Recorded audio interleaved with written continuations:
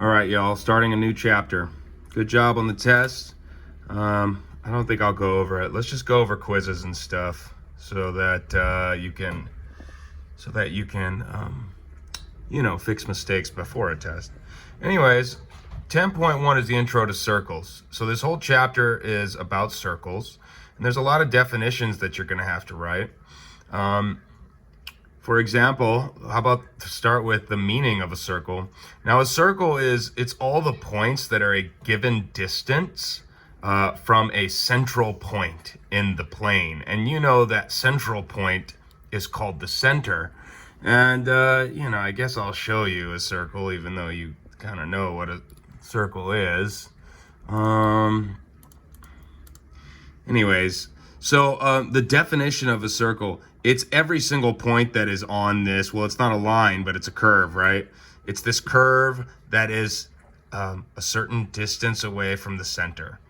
All right. Don't worry about saying this definition word for word.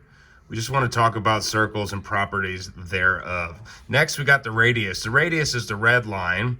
And the radius is the distance from the center of the circle to one of the points on the circle. This center is like the most important point in the whole thing because it kind of defines the location of the circle, defines the size of the radius. But anyways, the radius is just the distance here in red.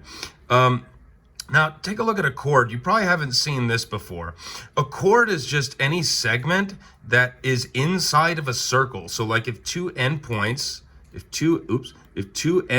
of a segment are sitting on the circle and they're connected, well, this line, this segment here, it's called a chord. And so a radius isn't a chord because it doesn't go all the way across the circle. You see it? Now, a diameter, which is two radii, like back to back, a diameter is a chord. And it happens to be the longest chord because can you imagine this blue line? If we moved it up, if we started to move it up, right? This blue line, it would get smaller. You see that? It would get smaller and smaller and smaller. And if it was up here, it'd be way smaller than the diameter. And the diameter has to be the biggest this chord will ever get. And so here's four definitions for a circle that you absolutely need to know. Diameter is the longest chord, and it's 2 times the radius, but you already know that.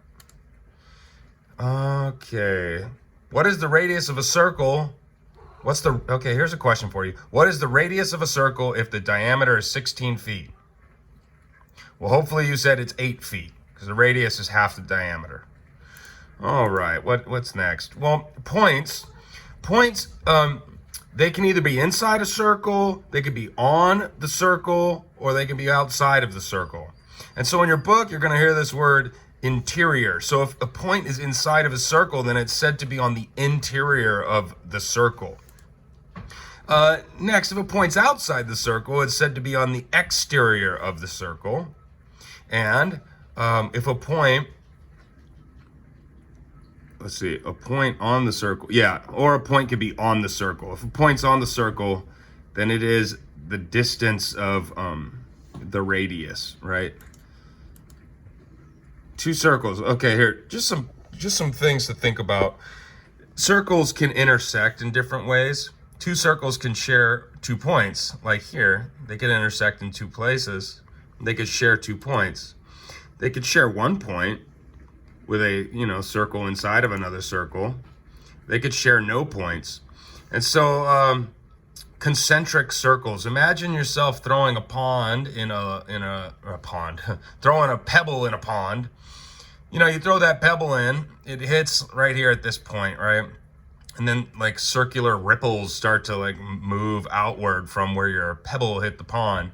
Well, those are called concentric circles, and concentric circles are just circles that have the same center but don't intersect each other. Circles within circles. So make sure you know what concentric means. You're going to have one homework problem that talks about area. If you forgot, make sure you write down the formula for area.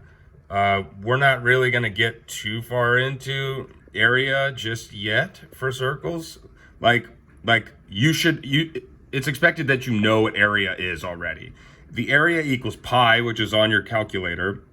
Pi times r squared times the radius squared. the way I remember this is area has something squared, whereas a circumference, so the circumference is pi times the diameter, pi times 2r. Circumference is like the perimeter of a circle. And so it's not squared, it's times 2. Actually, this is hard to explain without a board. So why don't you just write these formulas down? You should already know them, but write them down. You'll need them. Anyways, let's get into some other parts of a circle, and specifically the relationship between a radius and a chord. Take a look at this chord, AB. So AB, it's a chord of the circle. Remember, a chord is just a segment that is inside a circle that has two endpoints that are on the circle. So this word distance, this is going to be important because you're going to see this pop up a lot.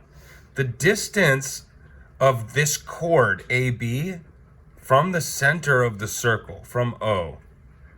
The distance is this measure OP. That's how far the chord is from the center.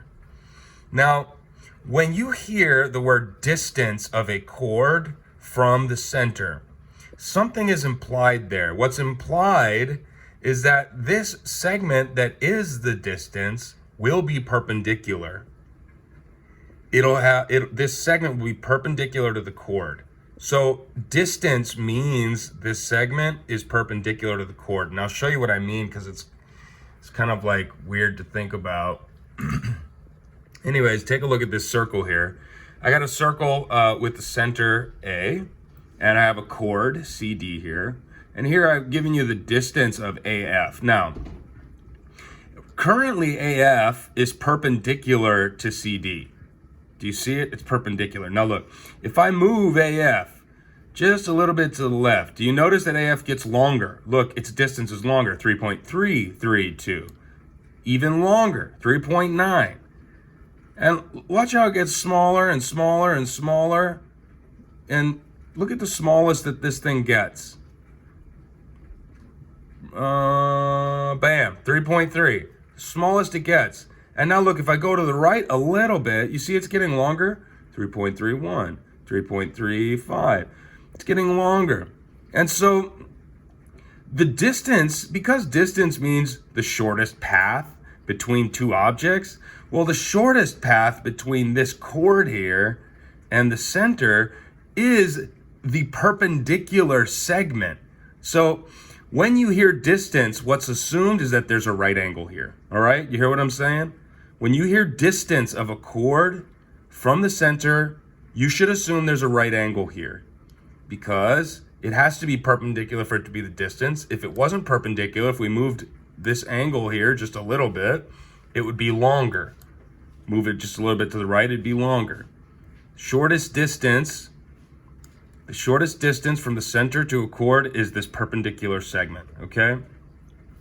All right, so that's what I'm talking about with this word distance. Think of it as a definition, the distance of something, the distance of a chord from the center. Okay, now, with that being said, maybe we should do some example problems before we get into more stuff. Like, where am I at? Right here? Okay. Let's see. No, let me tell you everything first, and then we'll do some example, because they all kind of like fit together. Anyways, I got three theorems for you. They all are related. So theorem 1, if a radius, so take a look at this radius, OD. If a radius is perpendicular to a chord, so if OD here is perpendicular to AB, notice it is perpendicular here. If it's perpendicular, then it will bisect the chord. Meaning that if OD, if you know that it's perpendicular to AB, then that means that AE here is congruent to EB. So the theorem says if radius perpendicular to chord, then bisects chord into two congruent parts. Does that make sense? It means this little piece equals AE equals the same thing as EB. So that's one theorem. The other two are related to it, okay? So let's just talk about those. Here's the next one. This one is just the reverse. If a radius, so take a look at OH, if a radius of a circle does bisect a chord, so here you see that it's bisected because EG is congruent to GF. If a radius does bisect a chord, then what could you assume? Yes, you can assume that it is perpendicular, that OH is perpendicular to EF. This is just the reverse of the last thing. So it works both ways. And this is kind of like the exact same thing. The perpendicular bisector of a chord, here's the chord, CD. All three of these theorems have everything to do with chords. So take a look at this ray here, PQ, that ray. This ray, if this ray is the perpendicular bisector of CD, then that means that this ray will eventually hit the center of the circle. If you extend this, it'll pass through the center. All right. So there's three theorems for you. And now let's do some example problems that use those theorems. Let's see here. Okay, okie dokie. How about this first one here? Let me zoom in a little bit for you. All right, so take a look at this proof. This is saying Q is the center of the circle. What else do we know? That PR is perpendicular to ST. Now notice, if PR is perpendicular to ST, that means QR, which is like QR, that segment, that radius there, would be a radius that's perpendicular to a chord. So you see ST is a chord. Since QR is perpendicular to that chord, that means that RS and RT are equal, right? Because if a radius is perpendicular to a chord, then it bisects the chord. Now notice, QR is not necessarily a radius because R doesn't sit on the circle, but you could extend QR and make it a radius. It would still be perpendicular. Do you see what I'm saying? So anyways, if you have to prove that PS here is congruent to PT, you can do that by using that theorem. Since it's given that PR is perpendicular to ST, you could say that PR bisects ST. And all you have to do for the reason is say if a radius is perpendicular to a chord, then it bisects the chord. Okay? Which means that RT, they went perpendicular bisector. Let's go a different route. If it bisects it, that means that RT is congruent to RS, so we have one side, right? Next, we know by the reflexive property that PR is congruent to itself. And if PR is perpendicular, there's a right angle here. So these two triangles are congruent by HL, which means their parts are congruent. PS is congruent to PT. There's a different way to do it if you remember how to establish a perpendicular bisector. Anyways, here's another problem. Take a look at problem number 2. A radius of circle O is 13 millimeters, which means that PO here, see if you draw a segment PO, it's 13, it's the radius. And the length of the chord, the length of PQ is 10. Find the distance, there's that word distance. Find the distance of the chord PQ from the center. So this word distance implies that it's perpendicular. Let me see, can I zoom in on this? And this is what you'll have to know. You have to know this, and people usually don't tend to see this, but the word distance here, because they said find the distance from the chord from the center, the distance of the chord from the center. Distance implies perpendicular, which means that you can form a triangle that is a right triangle. Why is that important? So we could use the Pythagorean theorem. Why else is it important? Because if a radius is perpendicular to a chord, it bisects the chord. So what did they tell us? They told us that PQ, that whole chord, they told us that it was 10 millimeters, didn't they? Yeah, it's right up here. And so if it's bisected, then PR would be half. So what you have here is a right triangle that's a 5, 12, 13, which means we can find the distance We could easily use Pythagorean theorem or special Pythagorean triples to find that the distance x here is 12. I hope that makes sense. Let's see, what's next? What's this using? Oh, actually, yeah. So you can prove, here just a little side note. You could sometimes prove that two circles are congruent. Well, actually, you could do it anytime you want. Why would you want to prove two circles are congruent? Well, sometimes they're asking you to prove it. But other times, if you prove two circles are congruent, what that means, or if it's given to you that two circles are congruent, what that means is they have the same radius, okay? That means that their radius is congruent, their diameters are congruent. And okay, that's all I'll say. Your homework will be in the assignment posted. Tomorrow, it's the same lesson, but other homework problems. Okay, bye.